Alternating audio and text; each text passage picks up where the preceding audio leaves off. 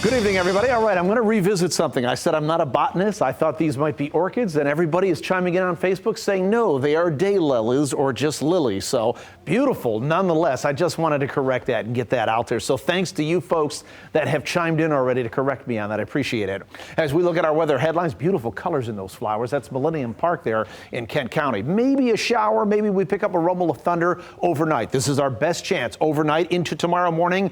I think there's a lot of areas that are going to be missed, as I said last night. So consider yourself lucky if you see one. If you don't, we're going to have to wait until later on in the weekend. Comfortable temperatures the next few days, but there's some mugginess out there now, and that continues tomorrow as well. Then the heat and humidity build even more as we get into the weekend. So here's what it looks like on live Doppler radar. I'm not really impressed by it, and frankly, if you're looking for rain, you're probably not either. There's a few light showers, maybe enough to wet the pavement in western Berry County and also portions of Allegan County. These kind of arc back down into the southern base of Lake Michigan, and one brief small shower here that you can see in the oranges and the yellows there, cutting through the southern portion of Muskegon County, going up through Ravenna. These will go into far eastern Muskegon County and maybe hit northwestern portions of Kent County. They're not strong, they're not severe, but you may be sitting there watching our newscast and all of a sudden hear a brief downpour. Probably isn't going to last for longer than 5 minutes, and consider yourself lucky if you see that.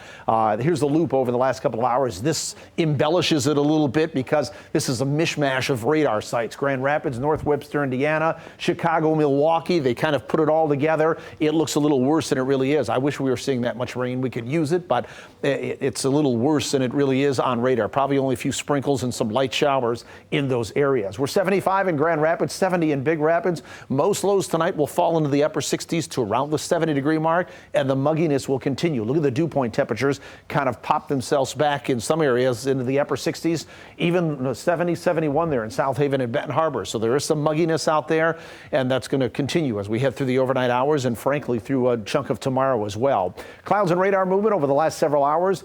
There's two things going on. There's an upper level disturbance creating some lift. Here's the first wave, then a break. Once that gets out of here, then you've got the cold front. You can almost trace the cold front here, but a very broken, weak line of some showers. That's our next chance. If you don't see anything from the upper level disturbance moving through overnight, tomorrow morning when the cold front comes in, that could produce a shower storm, and that's about it. These are severe thunderstorm watch boxes out over the front range of the Rockies, but that's not in play for us today or for tonight. No strong to severe storms. 81 degrees tomorrow, some morning clouds, maybe a shower in the morning, otherwise some afternoon sunshine. We'll have a west-southwest wind at about 7 to 14 miles per hour.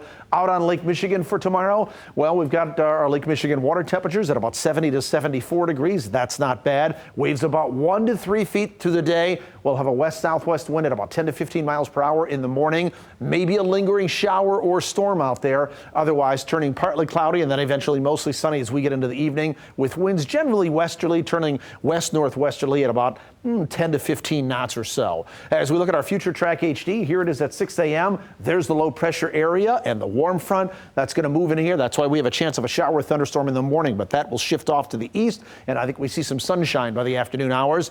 Canadian high pressure is going to build on in here. That will filter in drier air mass. So by the time we get into Thursday, it will feel a little bit better. This is trying to pop some showers.